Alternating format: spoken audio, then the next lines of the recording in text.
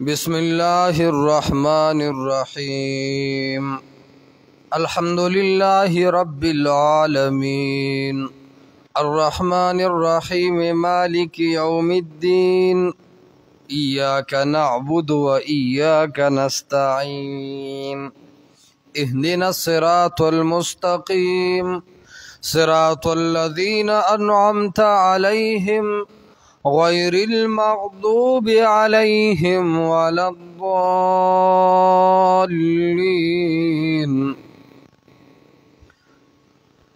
سورة الفاتحة کی تفصیل شروع او داور توحید ذکر کړي وا الحمدلله تمام صفاتنا د الوهیت خاص یو الله لره دي خلاصه یاد کې دا اورم الحمدلله دا داود صورت وا صفات الالوهیت لله وحده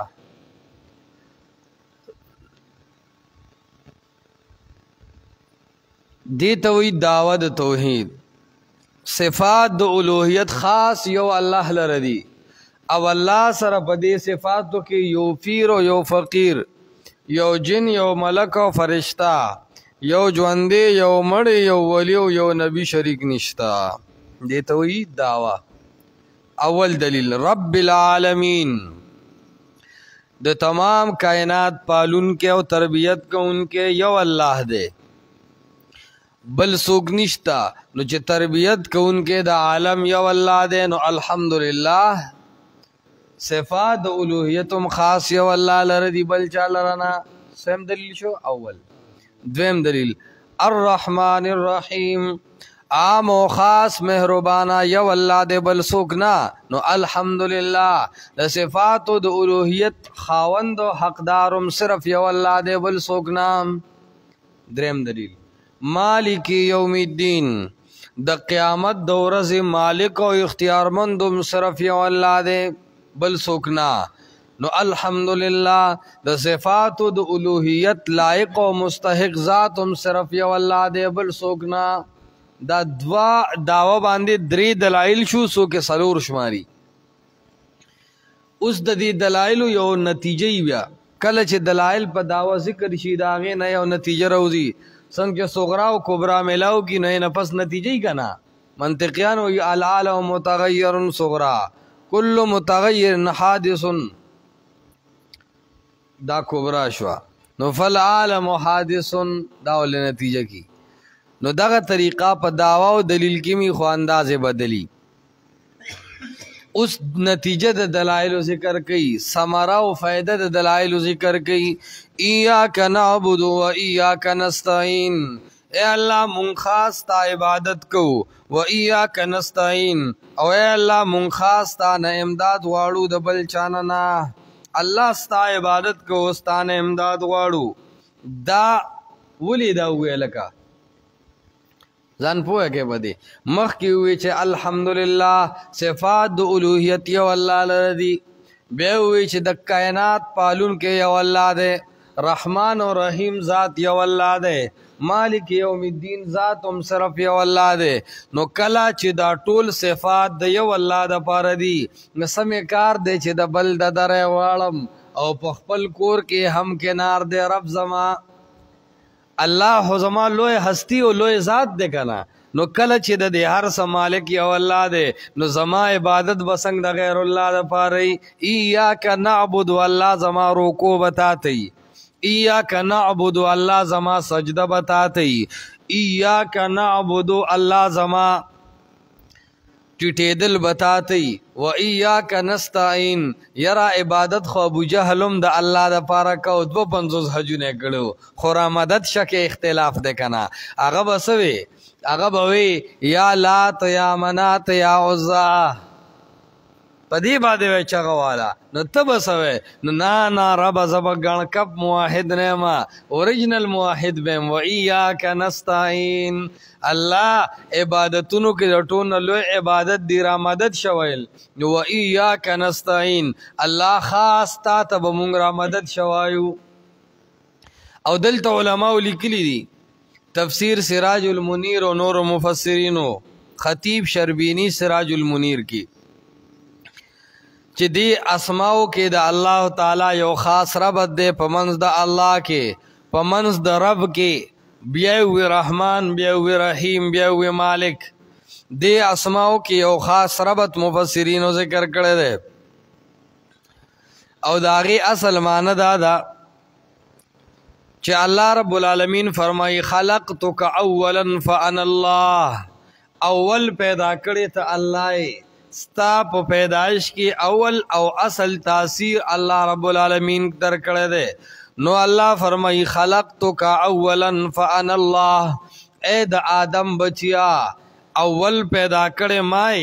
نو چې اول ما پیدا کړی نو فانا الله زیم الله زیم حاجت سر کوونکې نو اے زما بندا دنیا ته دلیګم خو اول د الله وزکا چې بے د الله نه بل چاته حاجت سر کوونکې نوام خلقتک اولا فانا الله ما اول پیدا کړی نو ز الله یم نو بیا وی د الله نه پسو رب العالمین صفت د رب راوړو معنا دا سراج المنیر کی ذکر گئی ثم ربیتک بوجود النعمت فانا رب الله فرمای د مور خېټه کې دنه جدا د خوراک کنیکشن یو بار چروتی دو سینې وي کله یوې نه خوراک کوا او کله بلې نه کوا بیا چې د مور د سینو نه جدا شوې نو د دنیا هزار نعمتونه تعالی کولاو شو نو الله فرمایي ثم ربیتک بوجود النعمه بیا مې تربیت کوستا پناشنا ناشنا نعمتونو سرا نو فانا ربنا الله وی رب زیما تا ته د خوراک او اسکاک تربیت تا ته د خوراک او اسکاک سيزونه زدر کوم نو په دی وجه باندې رب سر رب زم بے زمان بل چاہتا رب نوے بیا اللہ فرمائی ثم عصیت فسترت علیک اے زما بندہ چکل دی اڈوکو کے لاس خپو جب کے طاقت پیدا شو نو بیا تا ډیر گناہونه شروع کړل رنگ رنگ فسادات دی شروع کړو زمانہ فرمانے دی شروع کړي نو رب العالمین نفس وی الرحمن الرحیم اے زما بندہ تا ډیر گناہونه کول ثم عصیت فسترت علیک تا نا فرمانے کولی فسترت علیک الله وی ما پتا ستر چو ستا د پردے او ستا د عزت خیال میں او ساتو فانا رحمان اصل رحمان زیم بے زمانہ ببل چاہتا رحمان نوے او بیا اللہ فرمائی چې کل ستا دی گناہونو دا زړه تور کو نو بیا ستا توبه ته زړه شو نو الله فرمائی الرحمن الرحیم ثم تبت علیک فانا رحیم بیا ستا توبه قبول کړما ستا توبه کی تاثیر ماوا چو فانا رحیم نو زیم رحیم ذات نو اصل رحیم ذات اغا اللہ رب العزت تے بیا مالک صفت راوړو چې کله تا توبه وباسله او تا ګناهونه کړي دي نو ستا د توبې او ستا د عبادتونو او ستا د الحمدلله د عقیدې او ستا د رب العالمین د اقرار د وجنا او د الرحمن الرحیم د اقرار د وجنا او د بعض خلکو د الحمدلله د مسلې نه د انکار د پاره یو ورځ د سزا او د جزا پکار ده نو الله فرمای مالک یوم الدین ثم لا بد من ایصال الجزاء الیک بیا ضروری ده چې تعالی دې ز بدله درکم فانا مالک یوم الدین نو زیم مالک د ورځې د قیامت نو دین اسماو کې یو خاص ربط په خپل منځ کې راغې خلاصې دا شو الله فرمای اول ما پیدا کړی نو ز الله یم بیا رنگ رنگ نعمتونه ما در کړی دي نو رب العالمین رب زیما بیا تا گناہونه کړی دي ما در باندې پردا چولې دا نو الرحمن زیم بیا مستا توبه قبول کړي دا قبول کړي دا نو رحیم زیما بیا ستا د جزا د پاره او د مسالې نه د انکار د سزا د پاره می رزق مقرر کړي دا او اختیار ما سره دی نو مالک یوم الدین ز مالک یما دا ربط بیات ساته ګولونو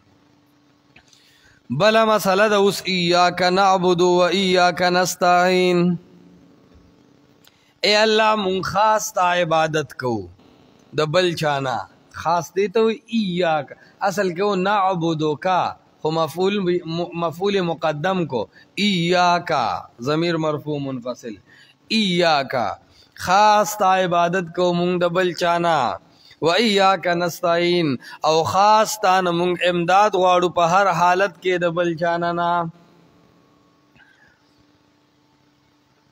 مخ کې ګوره د غیبوبت طریقه وا الله چې کم دنو هغه الہ دی هغه رب دی هغه رحمان دی هغه رحیم دی هغه مالک هغه غائب دی که حاضر ہو غائب ایاک خاص تا لرا اوس څه شو اوس مخاطب شو حاضر شو ٹھیک ده کنه نو ایاک نعبدو اے الله مونږ خاص تا عبادت کو نو دا د غائب نه اوس التفات شو حاضر تداربت کافی ده مخکم د الله تذکره وا اوسم د الله تذکره ده خو مخک سره ربط څه شو مخک الله تا اشارات په غائب سره تذکره د رب العالمین وا په غائب سره اوس تذکره کوي په ایاک مخاطب سره ربط څه شو حضرت ګل مولوی شه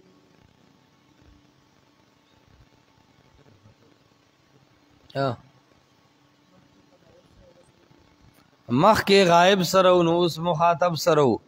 ویخ کې نه ګلونو اوس په دې مسله باندې ځان پویا کول دي عبادت چې عبادت څه ته وایي دا اوله مسله ده نو اهل علم د عبادت مختلف تعبیرات کوي صحیح خبر د باب کې دا معلومیږي چې د عبادت پورا حقیقت ایچ چاہتا نه دی معلوم بس الله پدی پویږي لا یحد ولا یتصور څنګه منطقيان وي خو اهل التفسیر چې کم دی او لغت والا اغا عبادت عبادا یعبدو ماده اصلی څه شو عین با دال عبادا د فعل فاعل لام کلمه مقابله کې سره راځي عین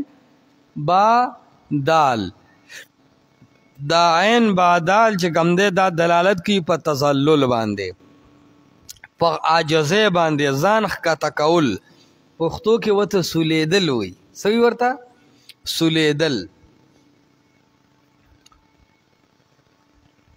امام راغب اصفهانی مفردات کې وی العبودیت اظهار التذلل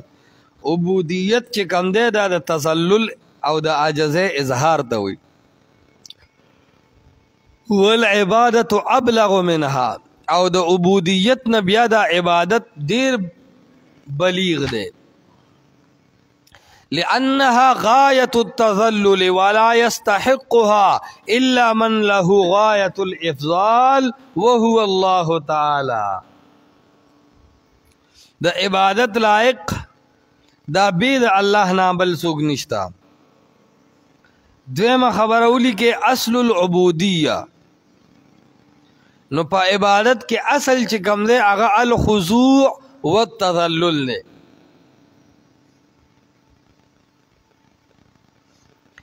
ابن عساکر معنی کوي هغه وی لغت کې عبادت وی الطاعه مع الخضوع عاجزه سره د چا خبره منلو ته عبادت وی نو مونږ د الله حکم منو ځان عاجزم غنو طریق معبد دا بیا د دینه وته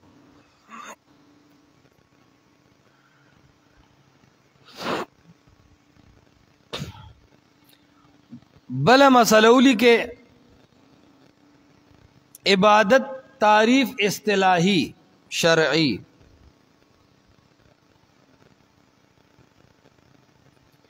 قصیدۃ النونیہ ابن قیم الکافیۃ الشافیہ آگے کے ذکر کی اغوی العبادت غایت الحب مع غایت الذل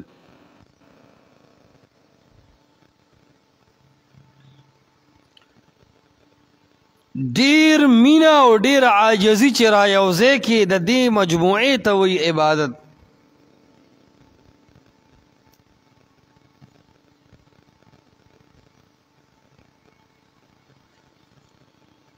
او په حاشیه د مدارج السالکین کې هغه وایي د عبادت تعریف ډېر عجیبه کړی دی. علامه ابن قیم صاحب د عبادت یو ډېر عجیبه تعریف کړی دی او خامخا چې ابن قیم رحمت الله علیه کی نو ولې به عجیب نه وي. شیخ الاسلام حافظ ابن قیم رحمت الله علیه دا ډېر لوی شخصیت تیر شوی دی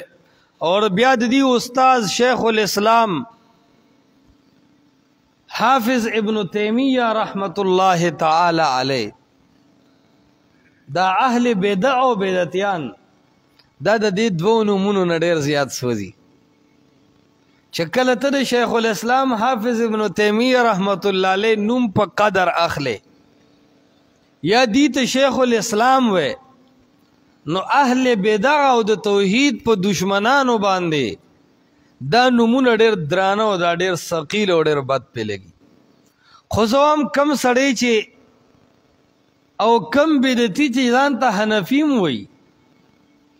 نو د امام ابو حنیفه صاحب د مسلک یو عالم دی دا غنوم دی مولا علی قاری.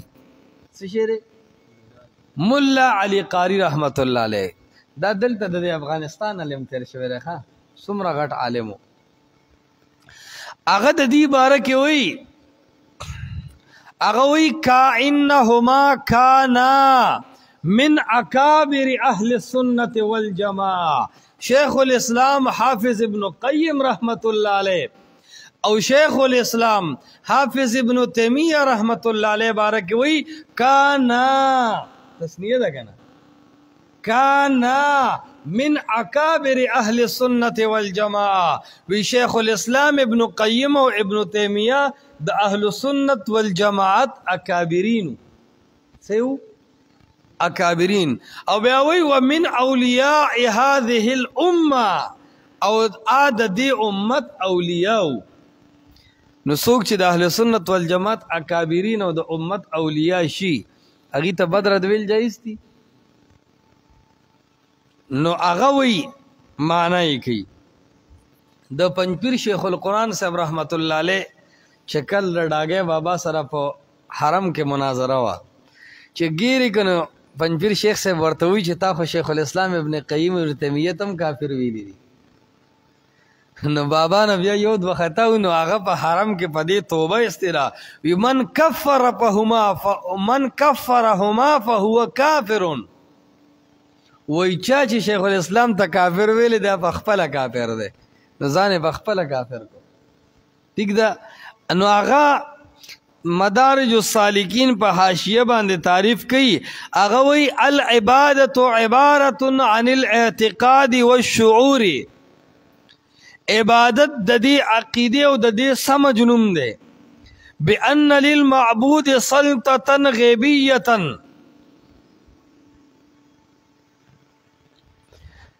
چې دا زه چا عبادت کوم معبود چاته چې زه جړاو کوم چاته چې زه فریاد کوم او چاته چې را مدد شوم بان للمعبود سلطة غیبیة چې زما د دې معبود او د الہ د پاره یو غیبی طاقت شتا یقدر بها علی النفع والضرر او د هغه سلطت غیبی او د هغه طاقت په وجه باندې دا الہ یقدر بها علی النفع والضرر دې د نفع او د ضرر اختیار لري. دا سوچ به حاضر کی بیا وی فکل ثناء و دعاء ينشأ من هذا الاعتقاد فهي عبادة. ار اغه دعا او ار اغه صفت چې اغه د داسې ملکین پیدا کیږي د داسې عقیدین پیدا کیږي چې سړی وی چې دا چا تر مدد شوم دی عالم الغیب دی دی متصرف دی چې دا عقیده دی وی نو فکل ثناء و دعاء ينشأ من هذا الاعتقاد فهي عبادة. د داسې عقیدین پس چې چاته کم आवाज کولی شي کم صفت کولی شي دا आवाज اور دا صفت چې دا عبادت دی. نو د خپل رب چې عبادت کې دا عقیده بساتي چې زما داسې رب دی چې دې د ضرر او د نفع اختیارمند دی. یو خبره شوه. دویم،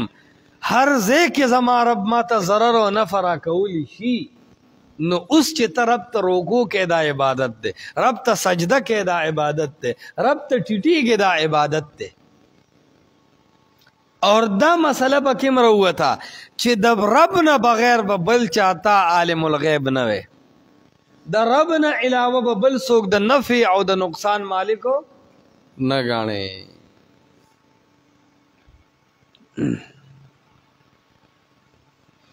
امام رازی رحمت اللہ علیہ وی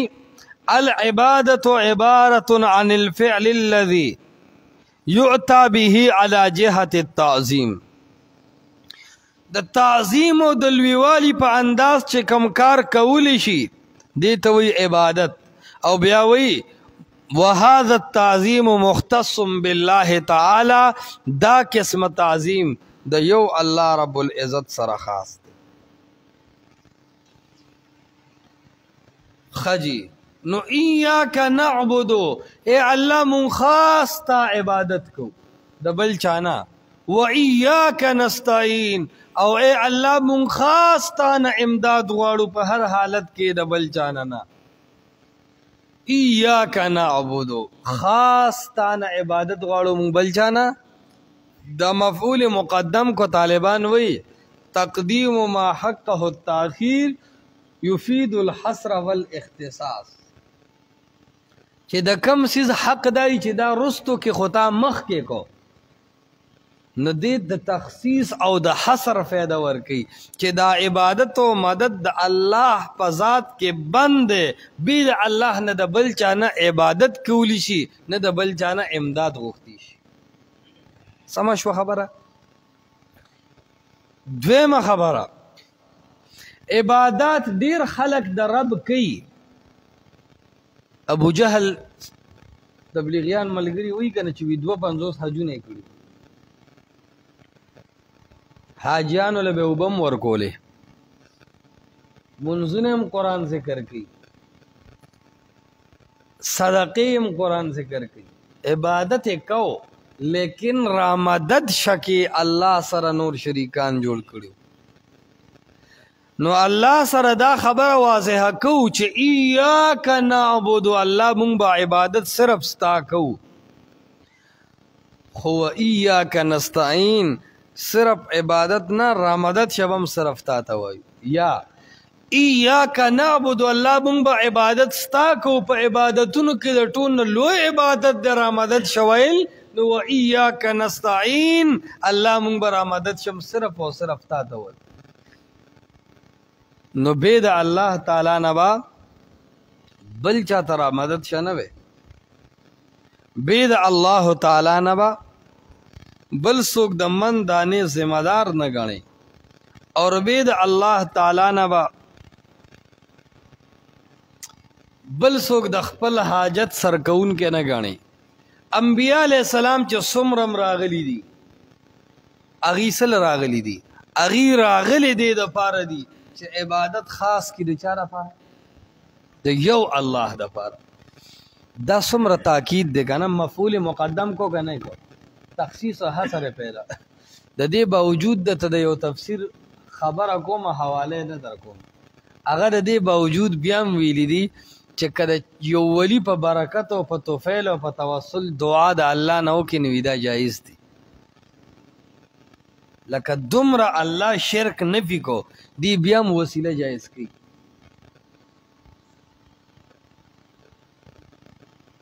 او تفسیر عثمانی چې وګوره هغه بیا هم دې ځای کې خبره سستول غواړي، ویره الله له عبادت ثابت کو، خو دې سره د دې خبرې نفی نه کیږي چې په